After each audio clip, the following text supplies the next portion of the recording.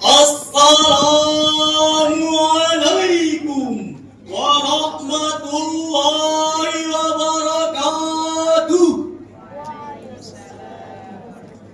Alhamdulillahi wa kafa, wassalatu wassalamu ala rasulillahil mustafa wa ala alihi ahlis sidqi wal wafa. Amma ba'd.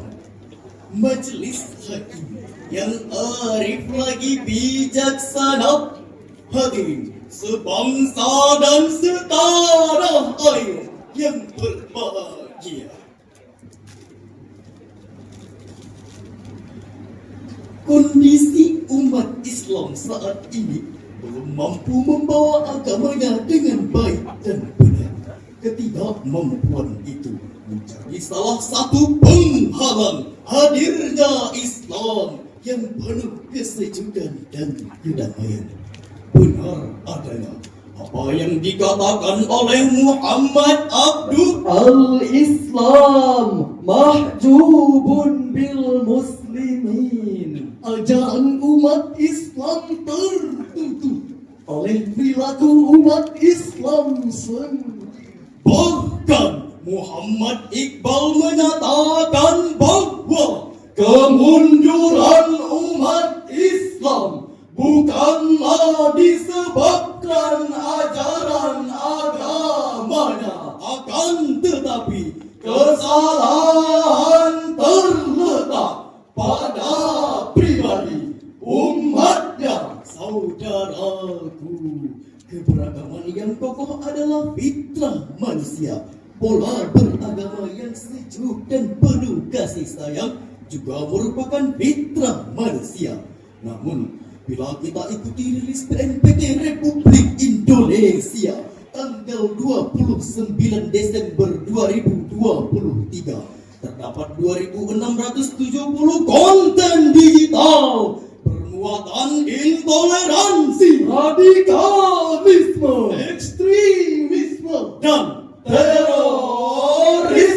Potensi terpapar radikalisme lebih tinggi terdapat pada wanita, generasi muda zaman now, khususnya Gen Z dan mereka yang aktif di internet. sungguh berbahaya jika membunuh manusia mengatasnamakan agama Hanya demi mengedepankan kepentingan golongan, sehingga dengan mudahnya melenyapkan nyawa manusia karena asiknya bermain game, TikTok, dan lainnya yang mengakibatkan hilangnya sopan santun, etika, dan tata krama antar sesama, bahkan kepada orang tua. berangkat dari kondisi yang merisaukan tersebut,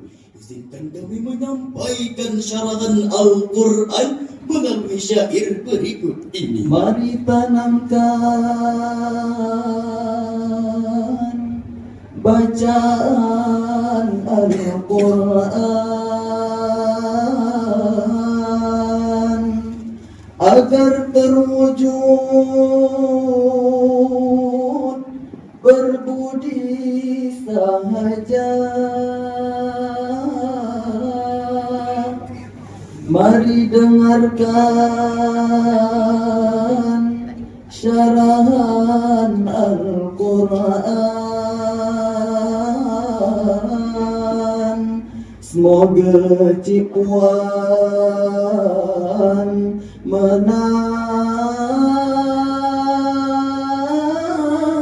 makna Dengan judul menampilkan Islam rahmatan lil alamin. Sebagai dialogis sempurna, Allah telah berfirman dalam Al-Quran, Surah Al-Baqarah ayat 208 yang berbunyi أعوذ بالله من الشيطان الرجيم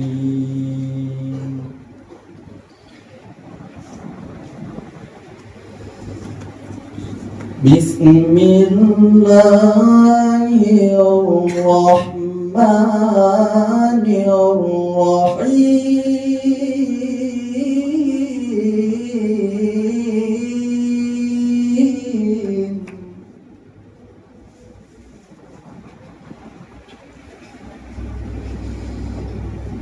يا أيها الذين آمنوا ادخلوا في السلم كافة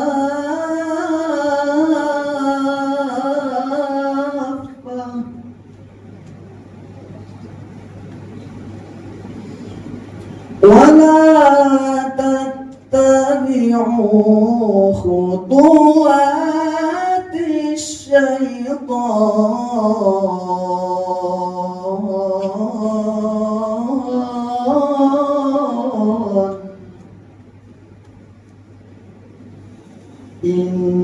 إنه لكم عدو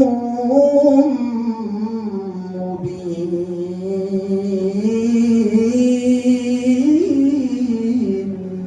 Aku berlindung kepada Allah dari godaan syaitan yang terkutuk dengan nama Allah yang Maha Pengasih lagi Maha Penyayang.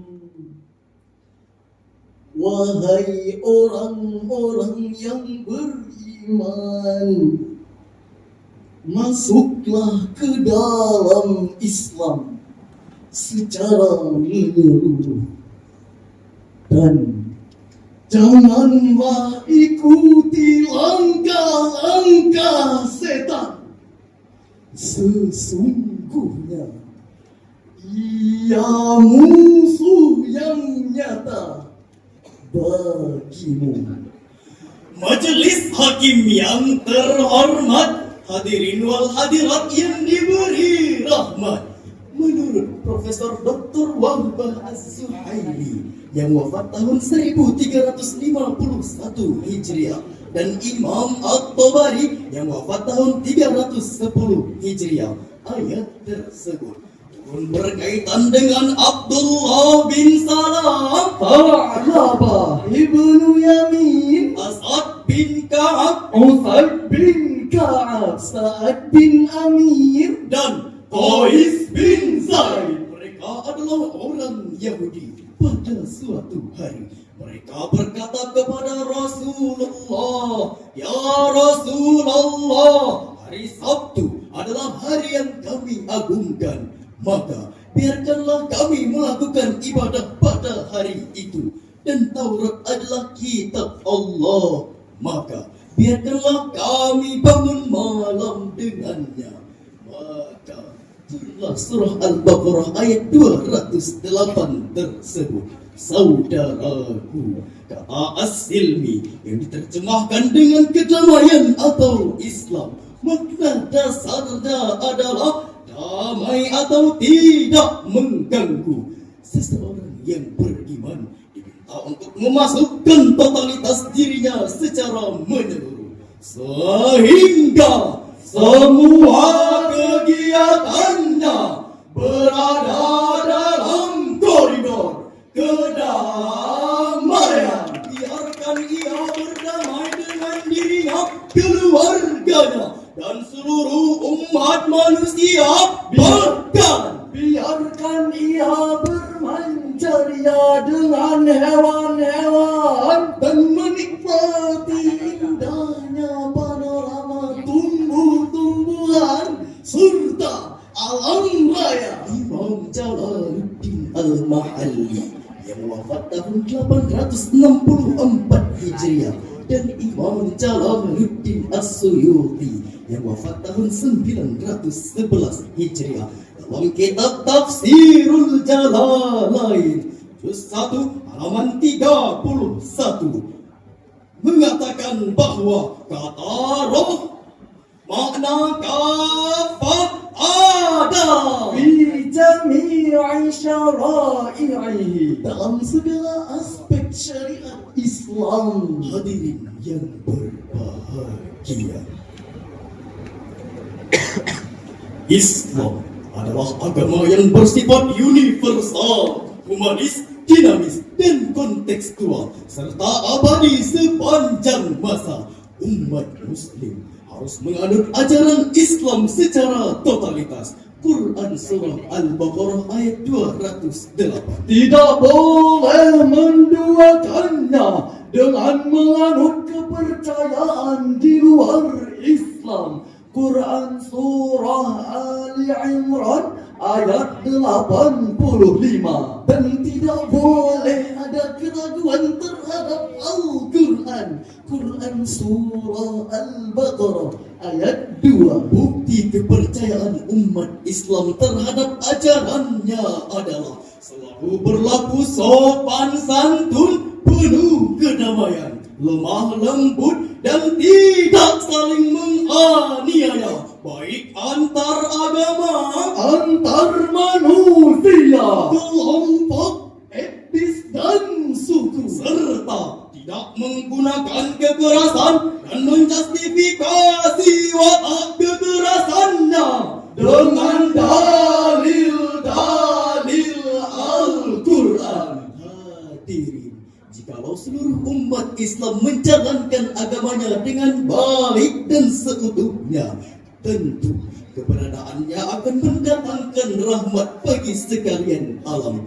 Hal ini dapat kita pahami dari firman Allah dalam Al-Quran Surah Al-Anbiya ayat 107 hingga 108 yang berbunyi, wa ma arsalnaka illa rahmatan lil alamin.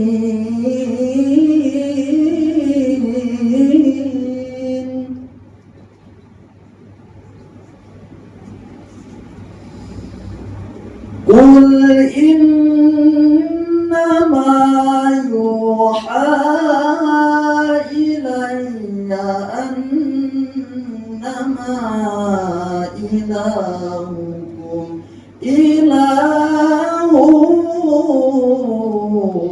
wahid fahal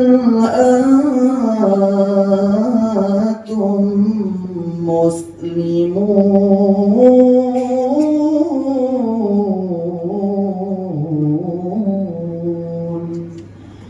Sadaqallahul azim. kami tidak mengutus engkau Nabi Muhammad kecuali sebagai rahmat bagi seluruh alam. Katakanlah Nabi Muhammad, sesungguhnya yang diwahyukan kepadaku hanyalah ketetapan bahwa Tuhanmu adalah Tuhan yang Maha Esa. Maka apakah kamu telah berserah diri kepadanya?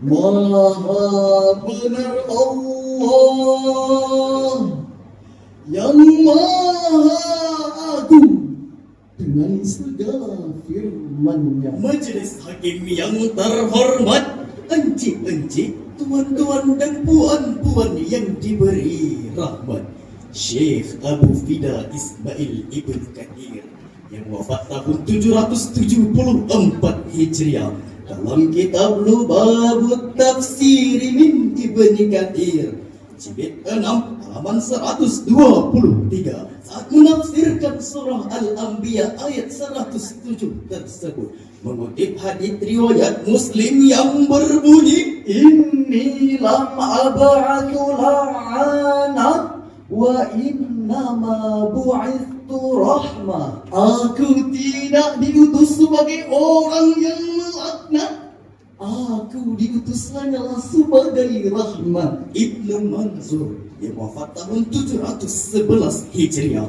dalam kitab Lisanul Arabi volume 5 halaman 253 hingga 254 mengatakan bahwa makna rahmah adalah Ar-riqqatu wat-ta'attuf, kelembutan yang berpadu dengan rasa keibaan. Al-Asfahani yang wafat tahun 502 Hijriah dalam kitab Al-Mufradatu fi Gharibil Quran volume 2 halaman 250 hingga 251 mengatakan bahwa kata rahmah bermakna ar-riqqatul mujarradah, belas kasih semata-mata, al-ihsanul mujarradu dunar riqqah, kebaikan tanpa belas kasih. Artinya, jika rahmat disandarkan kepada Allah Subhanahu wa Ta'ala bermakna kebaikan semata-mata. dan jika disandarkan kepada manusia, maka yang dimaksud adalah simpati semata. Muhammad Quraisy Shihab yang lahir di Rempang, Sulawesi Selatan dalam Tafsirul Misbah volume 8 halaman 520 hingga 521 menegaskan bahwa keberadaan Nabi Muhammad sallallahu alaihi wasallam dan ajaran yang dibawanya bukan semata bagi manusia, tetapi juga bagi alam raya beserta isinya. Kedamaian adalah tanda bagi seorang muslim sejati. Kedamaian adalah tanda bagi seorang muslim sejati.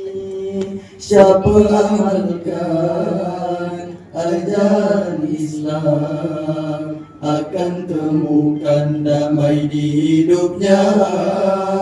Siapa amalkan ajaran Islam akan temukan damai di hidupnya.